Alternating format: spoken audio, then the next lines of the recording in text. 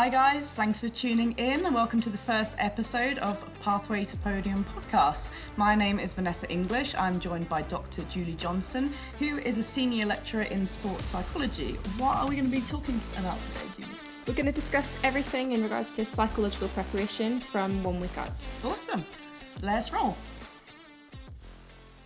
Okay, so hi Julie. Thank you so much for coming and talking to us all. Really appreciate it. Can you tell us a little bit about yourself? Yeah, no problem. So I'm a senior lecturer in sports psychology at Nottingham Trent University. I'm an ex-international swimmer. So I swam for about 10 years for Ireland at a number of different international competitions. And after that, I've moved into a career in sports psychology where I've done my master's in sports psychology and PhD, and as I say now, lecturing in that topic. I do work with quite a few swimmers, so swimming is my sort of sport, but I think we're looking today to sort of try and mould my sort of knowledge around sports psychology, around performing at that elite level with your expertise in Jiu-Jitsu. Definitely, yeah. I mean, I think it's always valuable to think about what we can bring from other sports anyway. Like, I think there's always stuff that can translate, like, really well. And we can definitely learn from, you know, other sports, that's for sure. Absolutely. Yeah, keeping our mind open. Yeah. Good. So I think, if I remember rightly, we were going to talk about 1 week out in terms of what you might do in terms of psychological preparation. Yeah. And I think a nice starting point might be some reflections from yourself in regards to what that might be, some of the things that you start to put in place to get yourself ready to compete 1 week out. Yeah. So, I mean, thinking from, like, you know, the 7-day period, I guess, like, from that week point, I will begin to play a game that I'm quite familiar with, and, you know, a game that I'm going to take into the tournament. I mean, that will be dependent on the weight of the tournament. Like, for example, I might not do that as much if it's a smaller competition. You know, if it's a larger competition, you know, I'm going to be very focused on my A game, if that makes sense. And although that I guess ties in with physical preparation as well. For me, I think from a psychological point of view, I know what I'm trying to go for, and I know the positions where I want to be in, where I'm more likely to get success. And you know, if I'm training that in you know, in my preparation, then I think, you know, I'm perhaps more likely to be successful. Yeah, that links quite nicely, actually. So we talk a lot in psychology about process goal setting, for example. So when you think about nerves and anxiety around competing, people often feel more anxious when they're focused on the outcome of a competition, so and winning or losing. And often that's something that you can't control because it's dependent on multiple factors, and it's dependent on your opponent as much as it is on your own abilities.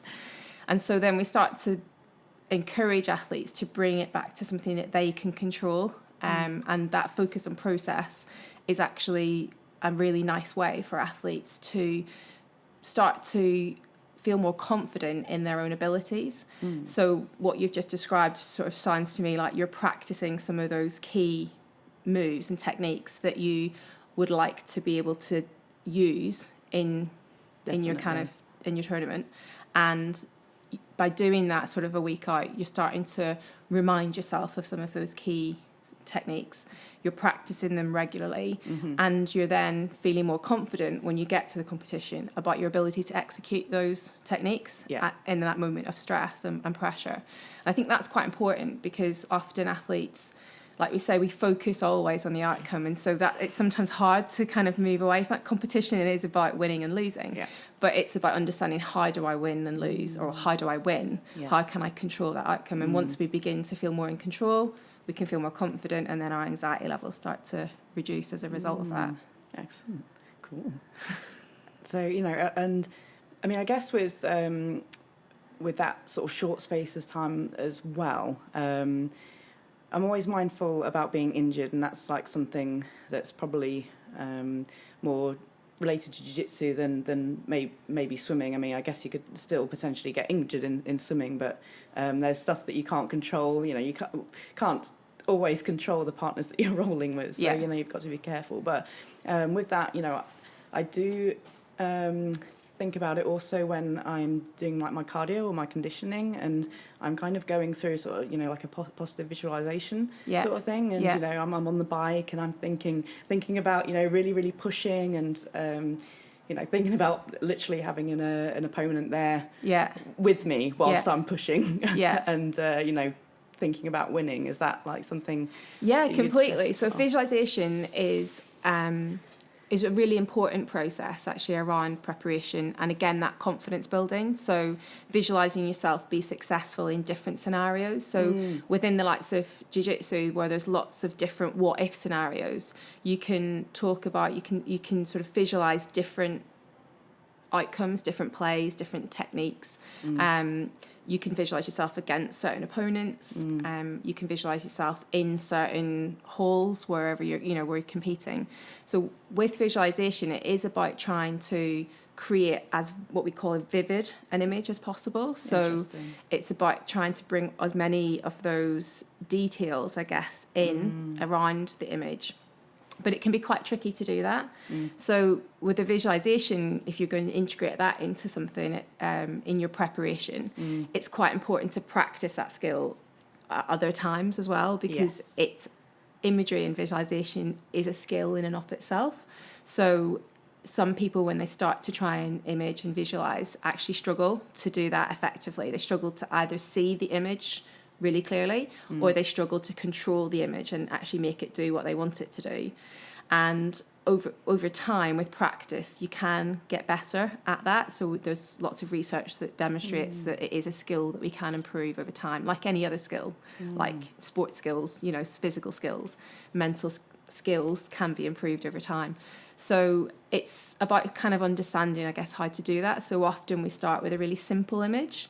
So something that's sort of got what we call one layer. So it might just be you're maybe sitting in a you know on a mat in an environment that's familiar to you, and you're just sort of looking around and bringing all of the different visual cues into that image. And once that becomes comfortable, then you might start to bring an opponent who maybe again just sits opposite you, or you might bring in another layer, which might be a sound of a crowd if they're watching, or a sound, you know, some of the sounds that might be familiar to you. I've never really thought about sounds. That's really interesting. Yeah, so we talk about using all of the different senses as, in terms of to create an imagery or a visualization that's most effective, is bringing in all of the different senses. So the sights, the sounds, what you might feel.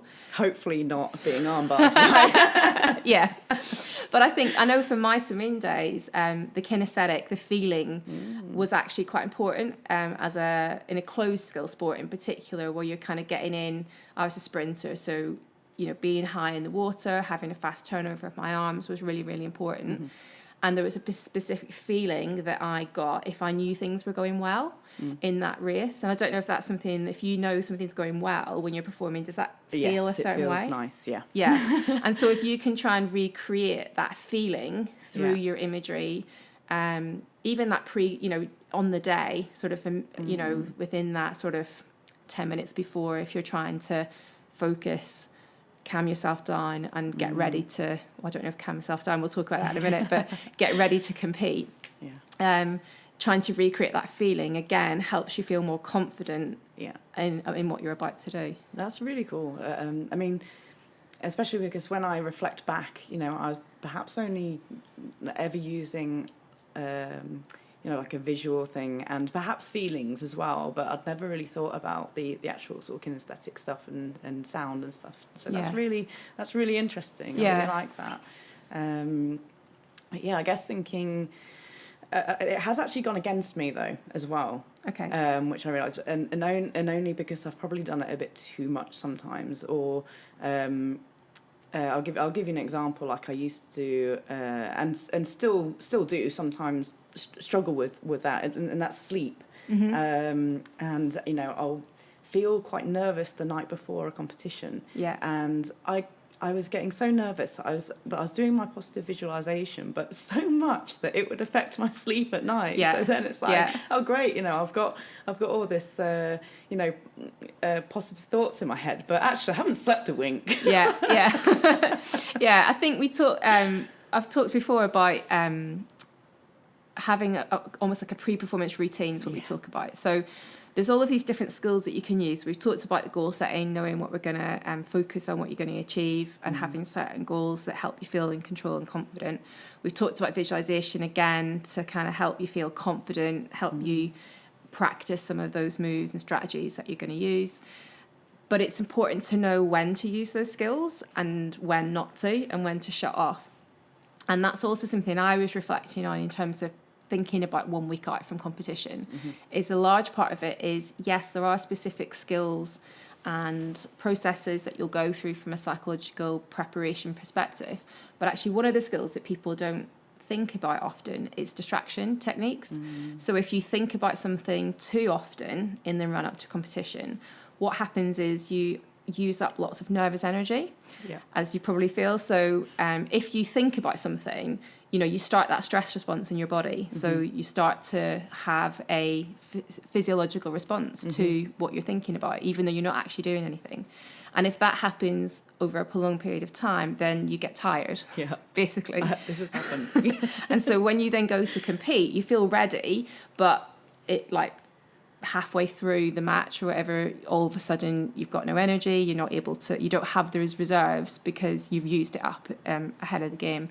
So actually learning how to relax and how to distract yourself is really important in that preparation also. So distraction techniques are just things like, finding a good show to watch, a TV show, finding something else to do, something else to think about.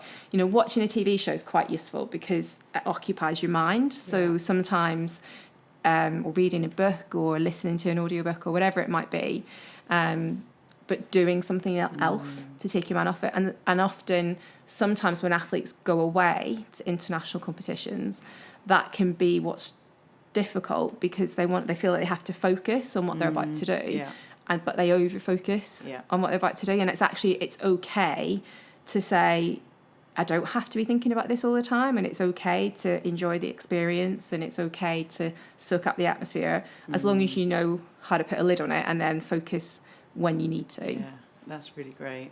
Because I definitely have had an experience before where, for the most part, my fights were kind of in the morning.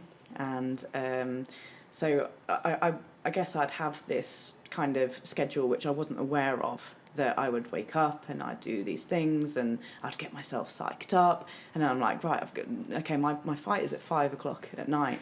I've got myself psyched up in the morning and I'm still psyched up and I'm still psyched up. It gets to 5 p.m. and I'm like, I am exhausted. I'm not psyched up anymore. I've had the same. I competed at it was World Juniors or something a number of years ago, and similarly we would heats in the morning, finals in the afternoon, and I was swimming every morning, competing every morning, finals in the afternoon, all great. And then I got through to a final and there was no heats in the morning of that day that I needed to be there for. So I was like, I'll not bother going to the pool, I'll rest and I'll get ready for my final that night. But because I'd broken that routine almost that I'd been in for the whole week during that competition, and then I was left back at the hotel on my own with my own thoughts for a prolonged period of time, then I got to the afternoon, the finals, and it just didn't go well. I wasn't loose enough, I'd lost the routine, physically as well as psychologically. So I think routine's also quite important as well, and recognizing your routines. So I think we were talking about you reflecting on what you do 1 week out, and actually realizing that there are specific things that you do, and that's quite important to know what works, so that you can repeat those activities, those behaviors, those thoughts, because that ensures that you're more consistent over a period of time. So if you know that,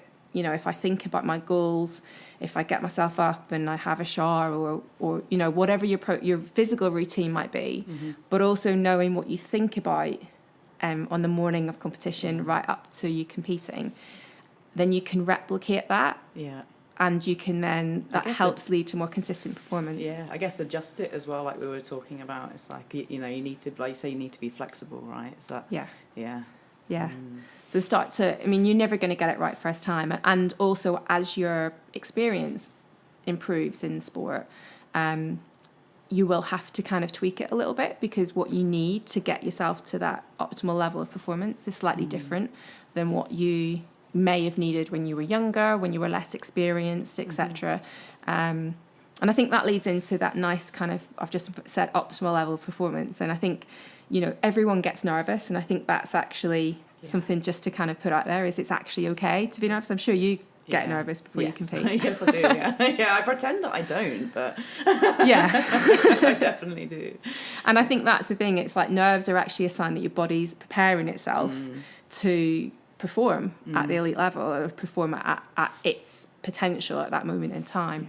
And I used to, when I compete, actually get more worried if I wasn't nervous than if I was.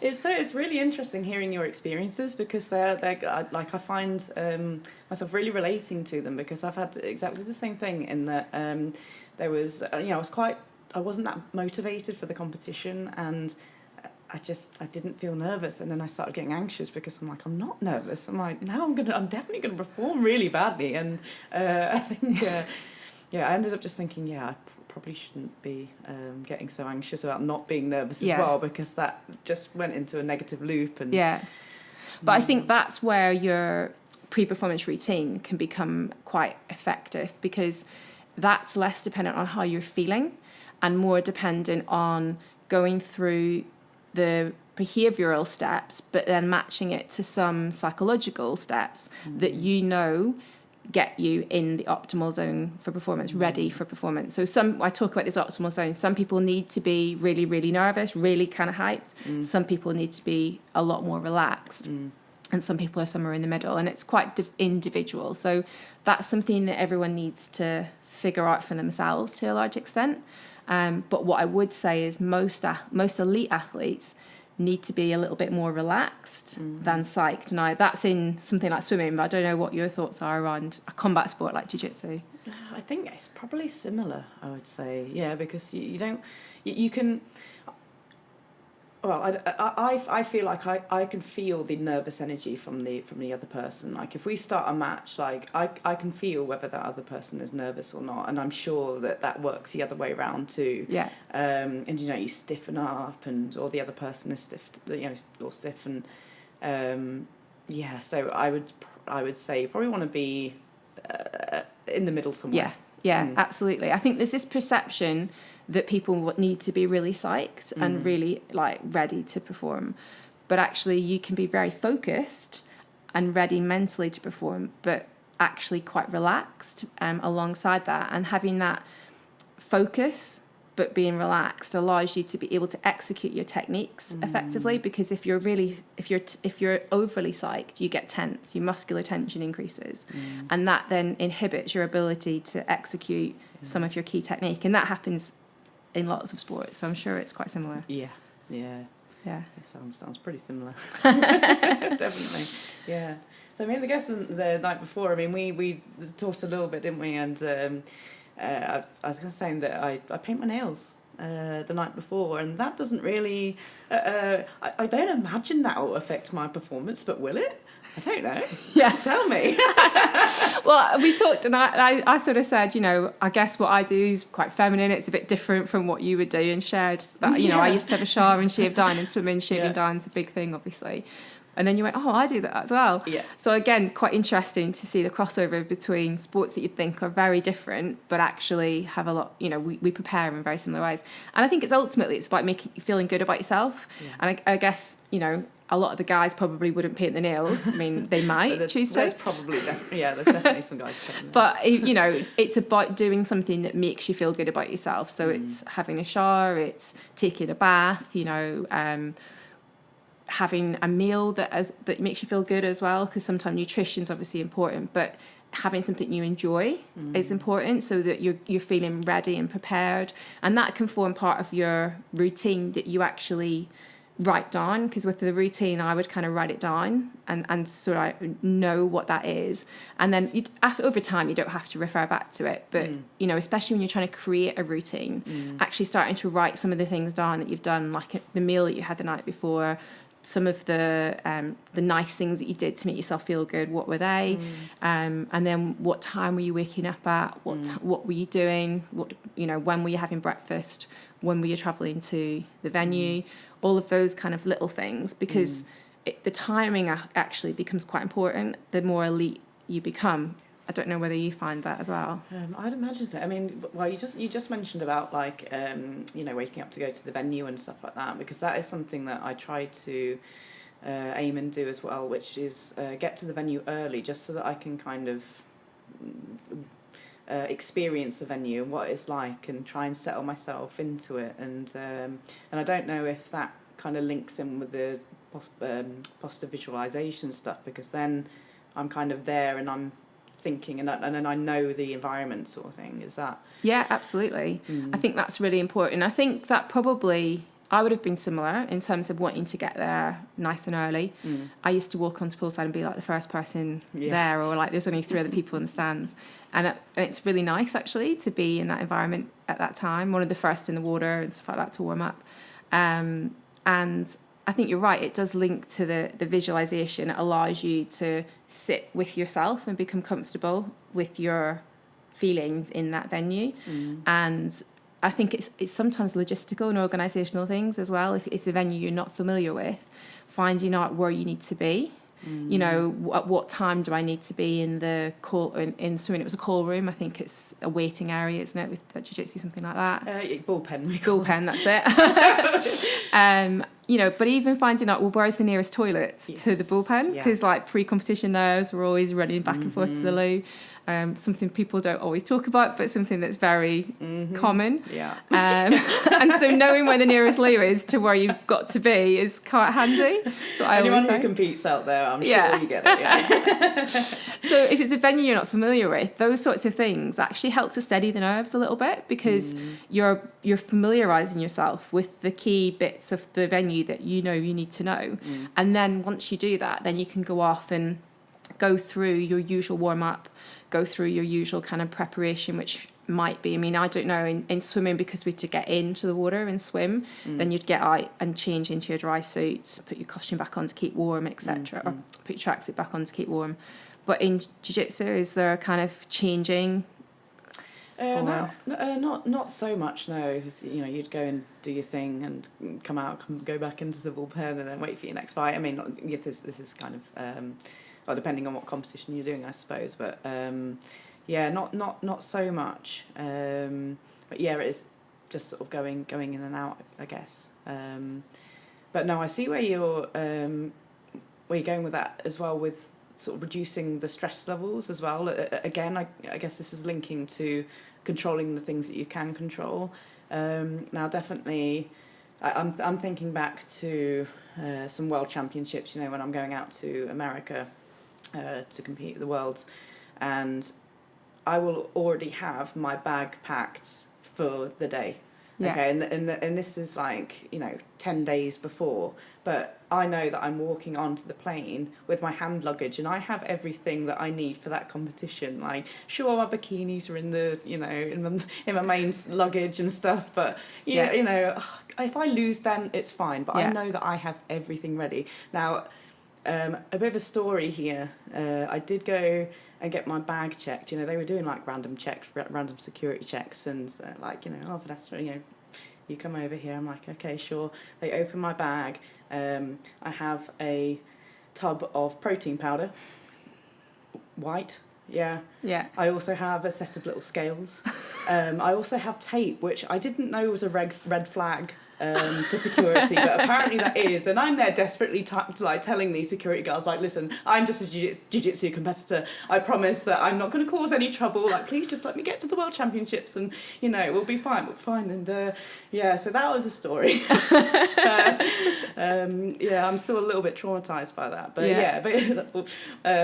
back to what we were talking about. I had sort of everything prepared and ready. So just so that I don't have to stress. Yeah, I'd have done the same. Like, hat, goggles, and racing suit, and probably a warm-up suit in the bag. Everything else can get lost, but knowing you've got everything you need with you that you can carry is, again, really important. And I think that goes to that equipment. We've talked about rituals and competitors and athletes having, lucky charms, things they like to wear, or whatever. Lucky pants. And as a psychologist, we'd probably try to not encourage those kind of reliance on rituals, because if they do get lost or they rip or misplaced or they're not of it, then all right. That sense of control kind of gets lost. We can edit that out, right?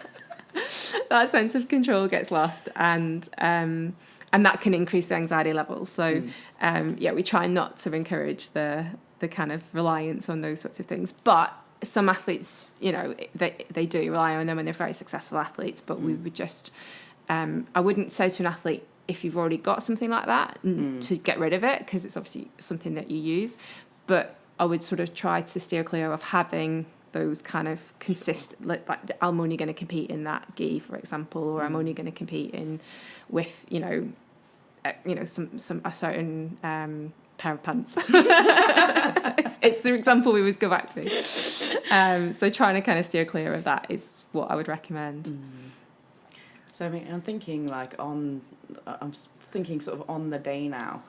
So we've got to the venue, and we're there. We've got ourselves settled, and I think something else that I try to really consider is like my body, like my posture and my body language, and I think head up, shoulders back, and just to almost remind myself that I sort of belong here and I'm supposed to be here, and I'm confident, and I try to kind of not necessarily to tell my competitors that, but to remind myself of that. Yeah, no, I think that's really important. And again, it's something that I've always said to younger athletes in particular that I've worked with, look like you belong there, like act like you own the space that you're in.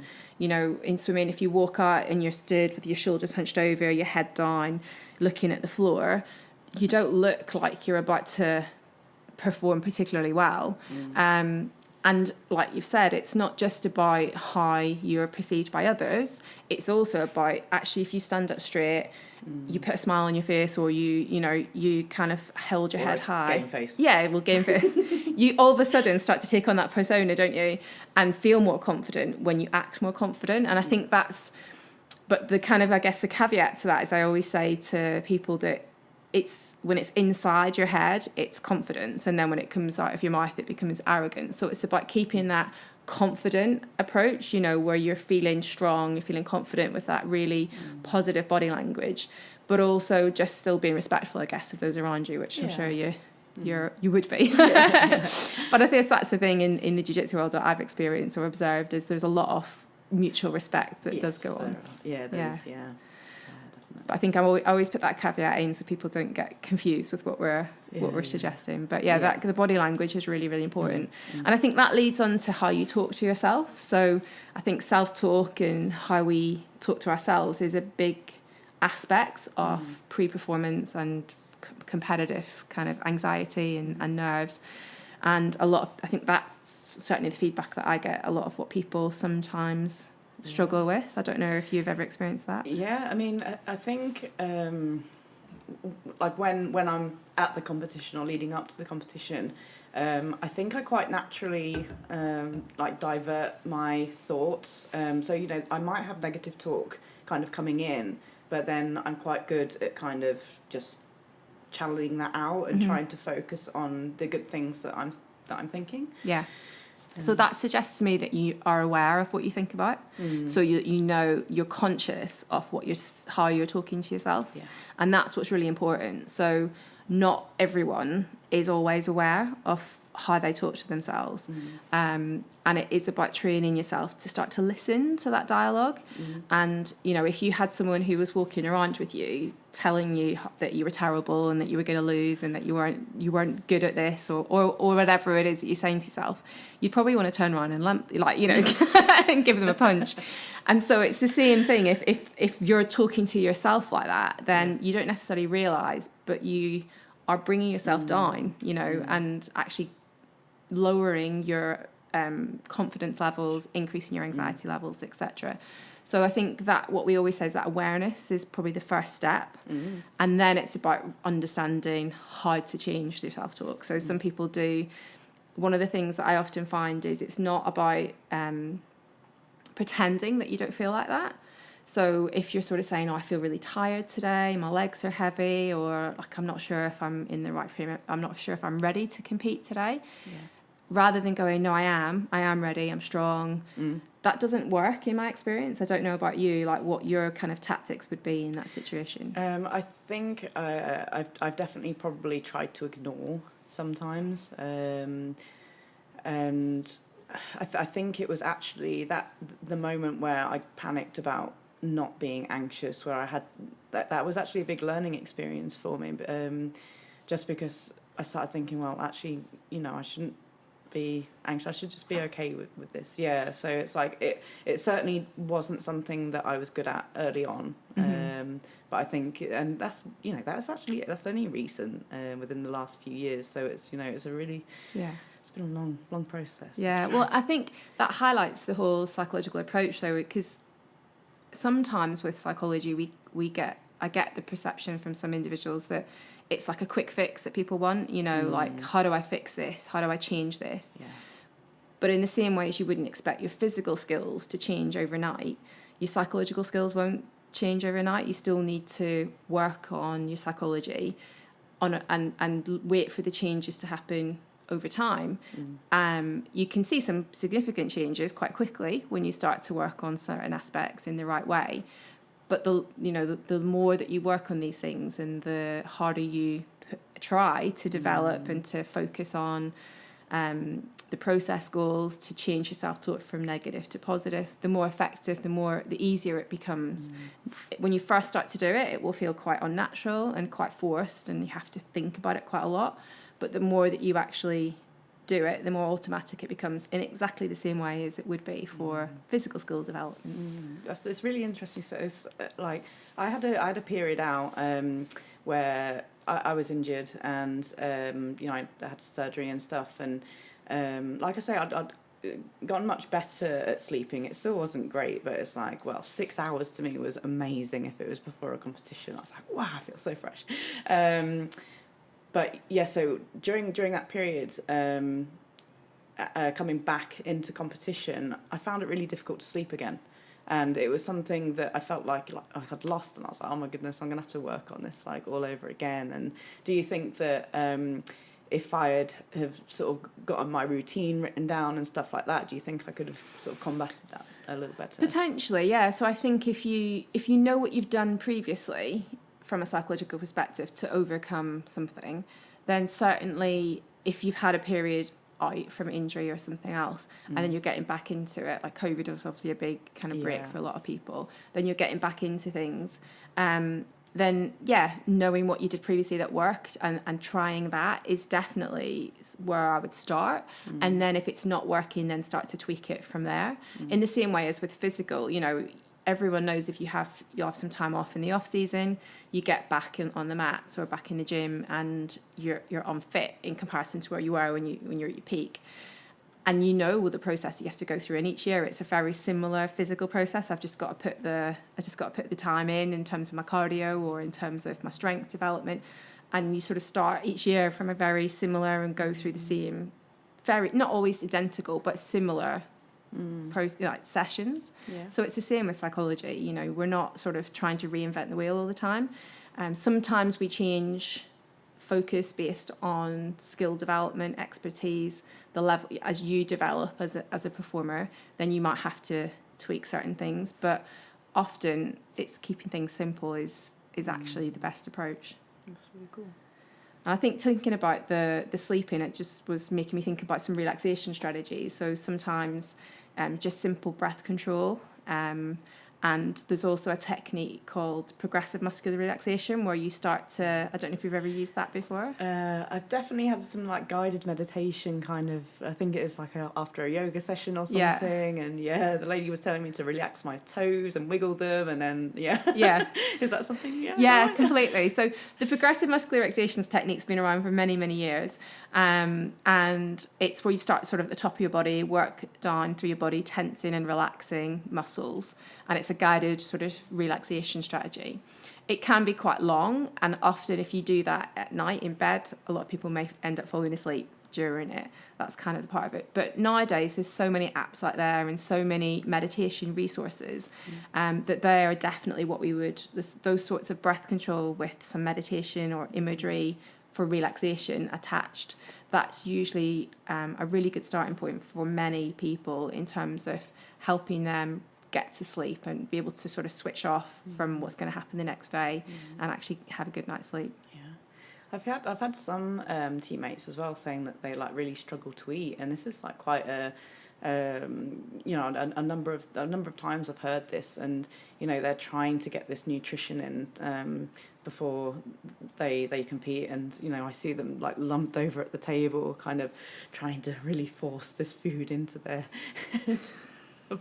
Bless them. Like, what would you? Is this kind of similar that you have to just kind of?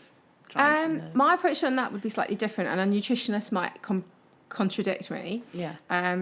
I would say that if it's sort of within that 24-hour period before competing, that I wouldn't I would try and focus on foods that you find palatable, that you find you can eat. You might think about some sources of energy or like protein shakes and things that are more easy to consume, because with the anxiety, the physiological, the somatic anxiety, which is the somatic anxiety is like physical feelings of being nervous. So when you get the sort of butterflies in your stomach, the run into the loo, the increased heart rate and breathing rate, all of those symptoms, they will impact your ability, I guess, to eat and to feel normal. So the techniques, obviously, that we would say around relaxation and imagery and breath control would be what we would recommend to try and ease those symptoms of anxiety. But, if even if those symptoms were low and they were still struggling to eat, then I would probably not force the issue, because I don't think that's going to make them feel ready to perform if they're feeling nauseous and overly full and having those uncomfortable feelings that might be associated.